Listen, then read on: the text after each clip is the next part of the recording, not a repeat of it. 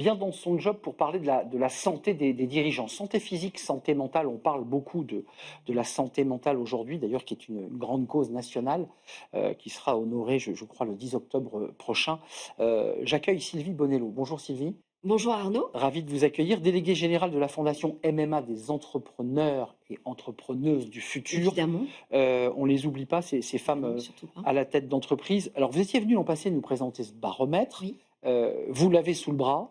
Il y a beaucoup, beaucoup de choses intéressantes. D'abord, la première chose, c'est que la santé des dirigeants se dégrade. En tout cas, c'est la première analyse, je dirais, brute que vous avez faite. Oui, oui, là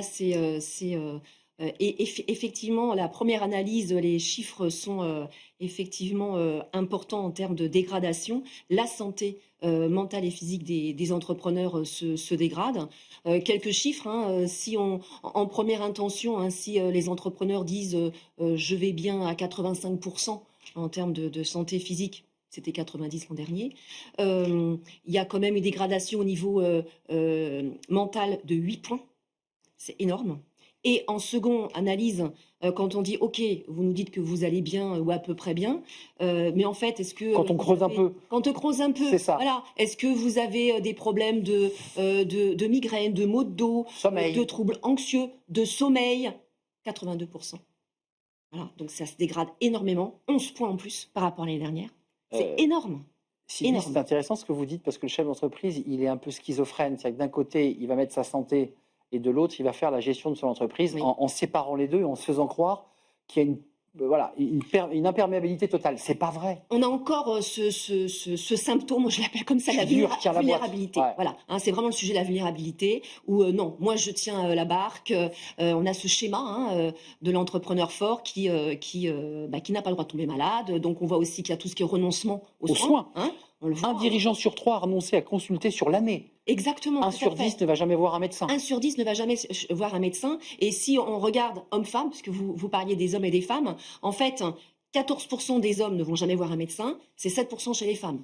Mais au global, ça fait 1 sur 10. Donc, effectivement, ce renoncement et cette vulnérabilité, elle a des conséquences. Hein. Euh, Quelques chiffres quand même, parce qu'on a parlé de la santé mentale, c'est-à-dire tous les troubles que vous avez évoqués qui peuvent Mmh. aller jusqu'à un état dépressif, Mmh. pour ne pas dire un burn-out Voilà, pour certains voilà, qui bien sûr. explosent en vol. Oui. Il y a quand même les enjeux de l'addictologie. Mmh. Et dans votre étude, c'est intéressant. Alors, dans la tranche des dirigeants, à 52 au moins une fois par mois, du tabac, des médicaments, des stupéfiants. Donc 21%, c'est le tabac, les médicaments, c'est 5%, médicaments, c'est-à-dire psychotropes, Mmh. et stupéfiants, cannabis, cocaïne, amphétamine Mmh. à 2%. Bah, en fait, ils sont très proches de la moyenne de la France. Hein, Alors, ils sont très proches effectivement de la moyenne de la France, sauf les antioxylytiques. Ils sont beaucoup moins. Hein, la France, c'est 20%. C'est vrai, et 5% seulement. Voilà. Donc ça, c'était aussi un enseignement, c'est-à-dire Je prends pas de médoc. voilà. En fait, ils gèrent différemment leur stress ou leur état anxieux. En tout cas, c'est pas par des médicaments. Donc ça, c'est quand même intéressant. Ils évoquent Voilà. quand même l'envie de décompresser quand on parle de tabac, d'alcool et de drogue. Oui, Leur réponse est: moi, j'ai besoin de souffler. c'est ça. C'est en fait, ce sont des outils pour eux, des moyens pour décompresser. Voilà, ils le prennent comme Je me euh, détends. voilà, une petite récréation. Dont on sait évidemment que ces trois éléments cités, tabac, drogue et Effectivement. cigarettes, enfin, et alcool, Bah, ça fait un cocktail, voilà, donc on a un sur 4 qui effectivement, a, subi ou a déjà a actuellement une addiction, et peu, se soignent en fait, hein, se font, l'étude ne pousse pas l'analyse jusque-là, mais tout ce que vous décrivez comme troubles physiques et mentaux de mmh, nos dirigeants mmh.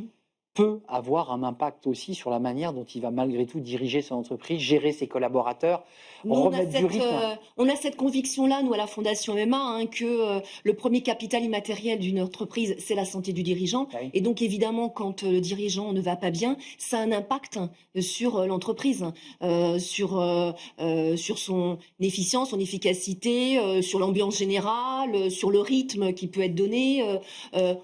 On imagine mal qu'il n'y ait pas d'impact.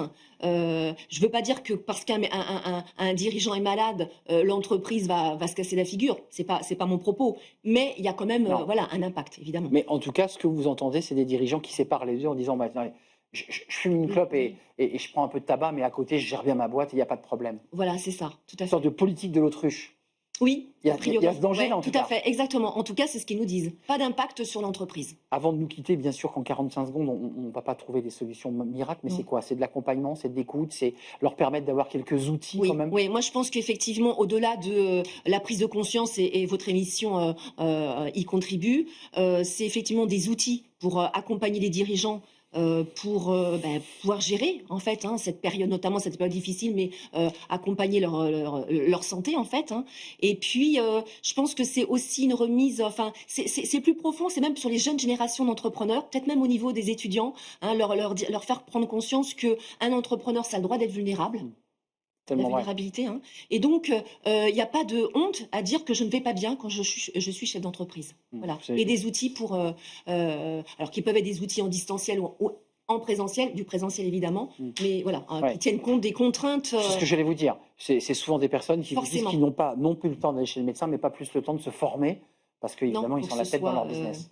facile, mais Mmh. il faut trouver un accompagnement adapté aux entrepreneurs. Mais aussi, surtout, je pense que la clé, c'est de leur faire prendre conscience Ouais, qu'il faut se ils ont le transformer. droit, Et voilà, voilà, qu'ils ont le droit ils ont aussi le droit, de ouais, poser un genou à terre exactement. et de prendre le temps sans prendre de tabac, ni d'alcool, ni de Oui, voilà, cocaïne. ça voilà, pas il y a pas non plus, enfin, moi je veux pas C'est stigmatiser faible, là-dessus hein. parce que C'est très exactement, faible. il y a pas de par Non, rapport non, à la France, ils sont même meilleurs, je vous dis encore, je suis enfin «meilleurs» entre d'accord. guillemets, moins En consommateurs tout cas, c'est pas plus haut chez les dirigeants, non, donc c'est c'est pas le sujet, c'est plutôt effectivement la santé, la santé. ouais, ouais, Merci Sylvie Bonello de nous avec avoir plaisir. alertés sur cette étude qui est passionnante, qu'on peut découvrir sur la Fondation Oui, tout à MMA fait, sur le des site de la entrepreneurs du fondation. futur, très détaillée, Oui, et qui est une photographie effectivement qui montre un état de dégradation de nos dirigeants. Merci Sylvie, déléguée générale Fondation MMA des entrepreneurs du futur. Merci de nous avoir merci. rendu visite. Autour d'une page, on s'intéresse aux seniors, leur employabilité, la difficulté qu'ils ont parfois à intégrer une entreprise et peut-être aussi la pédagogie à faire côté entreprise pour donner envie à ces entreprises d'accueillir des seniors dans leur groupe.